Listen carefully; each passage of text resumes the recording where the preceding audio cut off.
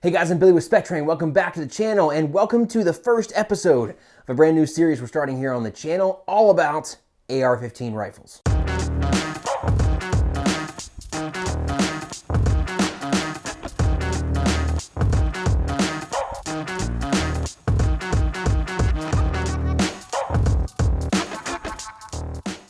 All right guys, we're really excited about this new series and we hope you'll enjoy it because the motivation for us to do this series is all about the constant questions we get all about AR-15 rifles. Why do we choose them? What length should I get? What optic should I use? What trigger should I use? What light should I use? Just any question you can imagine, we're constantly getting it. And so what we're gonna do, instead of making one 2-hour video trying to answer all those questions, is we're gonna break this up into some bite-sized portions so we can direct you guys directly to the information that you want. If you do wanna catch the rest of these videos, I'm obviously gonna be using words like rifle and AR-15 and gun quite a lot. And as I'm saying those words, YouTube is just cringing and making sure you guys are not seeing those videos. So if you want to see the rest of them, make sure you subscribe, make sure notifications are on, and make sure to check back for those future videos, and hopefully you'll be able to catch those one way or another. So we're starting off with the most simple question, and that is, why the AR-15? This is one that I literally got this week because we had yet another student inquiring, hey, do I have to bring an AR-15 to your carbine course? Or can I bring something else, like an AK-47, like some bullpup, like an ACR, like a SCAR, whatever the case may be? Can I bring this other rifle to your courses? All I ever see you guys running are AR-15s. Is it okay to bring another rifle? And the answer is, of course, yes. You can bring whatever fighting style carbine you want to a SpecTrain rifle course. But there is a reason that you see us and most other shooters in the space primarily running AR-15 rifles. Let's go through the rifle and just kind of talk about some of the advantages of this system and why we choose it as our primary rifle system. Now, there's a lot of good options out there in the market, and that list is growing, not only as more and more rifles come to the market, but as existing options get better and better. Please don't take this to mean that the only rifle you should ever consider running is kind of a mil-spec AR-15, because that's not at all the intent of this video. We're just sharing why the AR-15 is so popular and why we most often choose it as our rifle of choice.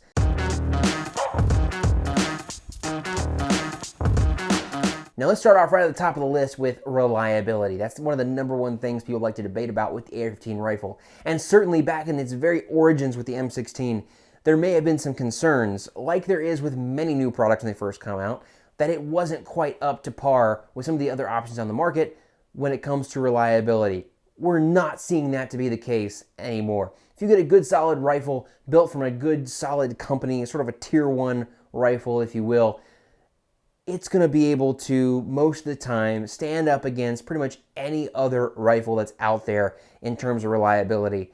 Oftentimes being able to go tens of thousands of rounds without any major maintenance, or even really being cleaned that often. I don't recommend that. Take good care of your rifles, do preventative maintenance, clean your guns. That's all good stuff.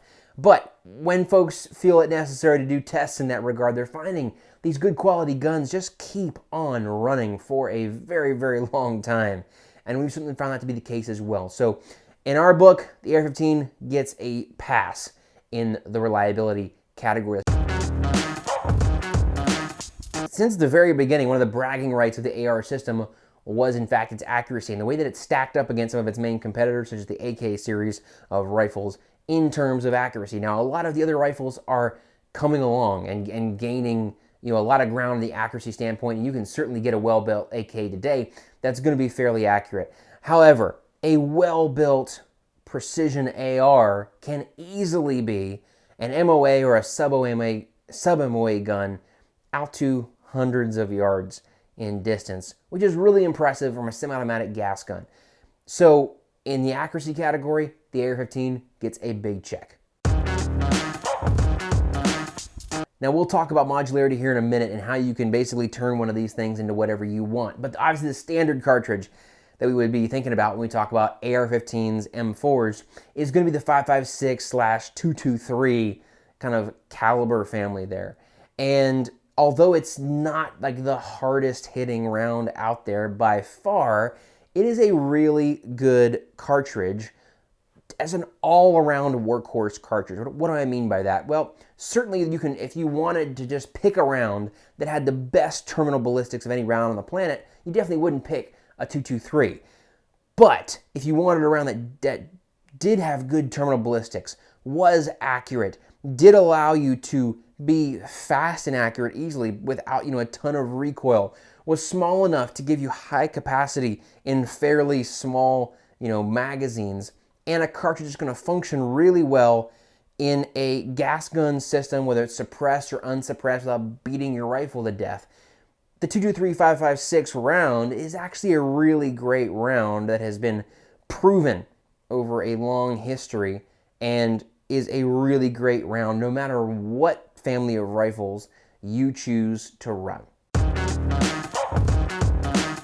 So let's talk a little bit about modularity and customization. It's been said the AR is kind of the Glock of the rifle world, if you will, meaning that because it is one of the most common firearms here stateside, any kind of accessory you can imagine is going to be made for these rifles, and you can probably find a custom-built rifle that's just ready to go that's made to meet your specific needs, whether that is something you want small and compact to fit in a bag, whether you want something, with a long barrel and a high-powered optic for a designated marksman type role or work at longer distances, suppressed, unsuppressed, whatever it is that you want, there's probably a rifle out there that's specifically built to meet that requirement as best as possible. You can't say that about a lot of the other rifles that are out there. So to just give you a quick example, we're going to go into these details in future videos, but like right here as an example is my ZevTech 10.5-inch Core Elite, right? And this has a folding stock on it, and basically the whole purpose behind this gun is again to fit in a bag, to fold up in a nice compact package, and allow me to carry this and transport this in a more covert fashion. Which, so if that's something that's interesting to you, you can get a gun like this that's built and set up specifically to do that and to do it very well. Right next to that on the rack is a very different gun, although this is still a ZevTech Core Elite. This is a 16-inch barrel, so I've got 6 extra inches of barrel on the end of this thing. Obviously a different optics setup. I've got lights, I've got a different stock, I've got a different sling. Pretty much everything on this rifle is very different because I'm building this for a different use case. I use this in competition, I use this for training in classes, and I use this for a lot of different things. And so I have reasons for why everything on that rifle is the way that it is. And then here on the end of the rack, I don't pull this one out as often. This isn't so much my game, but more of a, a DMR, designated marksman, long range precision rifle type build with a high, power optic, a different stock setup, a bipod, all that kind of stuff designed to help me be able to run that rifle with accuracy at a much longer distance than I would easily be able to do with the other two here on the rack. So again, you can set these guns up to meet your specific needs in a way that's really rare in battle rifles.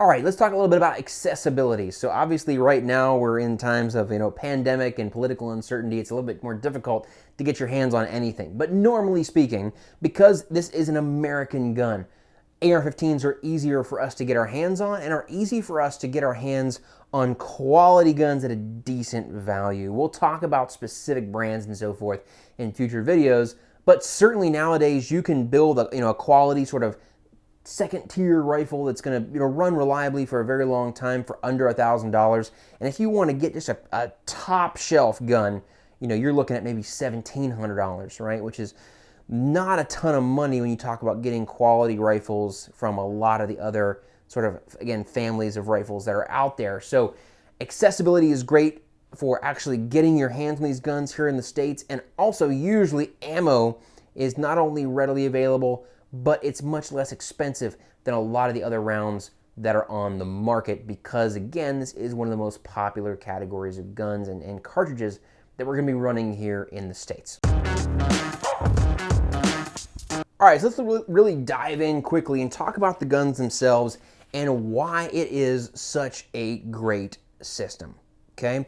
So number one of the things that really sets the AR-15 apart from a lot of other rifles is the ergonomics and the buffer system and the way that it's straight behind the bore of the barrel. The way most rifle stocks work is that when it comes off the back of the receiver, it drops down below. And the reason for that is it makes it easier to get the stock down in your shoulder and have the optic up high enough where you're still seeing it easily, which is why with the AR-15, it is often easier to use higher, optic mounts to get that optic nice and high off top of the receiver so that I can still get my stock down in my shoulder and be able to see that optic. The reason it's so nice though to have that buffer and that stock straight behind the barrel is just the physics of the recoil, right? If I'm bracing this rifle from below the bore, the leverage of that is going to cause the rifle to jump up every time the gun goes off. But the cool thing with the AR-15 is I can support the stock from directly behind the bore, which is going to allow me to control recoil really well back into my body without having a lot of muzzle flip of the rifle coming up in the air. So that is one of the big things that often really sets the AR-15 apart from a lot of other rifles and makes these really, really cool to run. I could dive into the weeds and the receivers and the way they meet up and the way that the tolerances work and all that. Just know that the receiver set's awesome. It's super easy to disassemble, reassemble, more so than a lot of other systems. It's also really, really easy with the way the system works to get a full-length, free-floating handguard around your barrel, which is really, really important.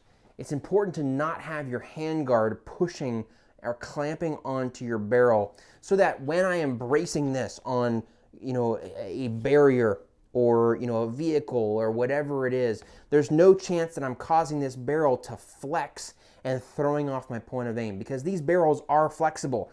When you shoot, the barrel does flex. And so if you are resting this barrel or resting a non-free float handguard on something, it can absolutely flex the barrel, and that's going to throw your point of impact off. So having a free float handguard is super important and something that's really easy to do.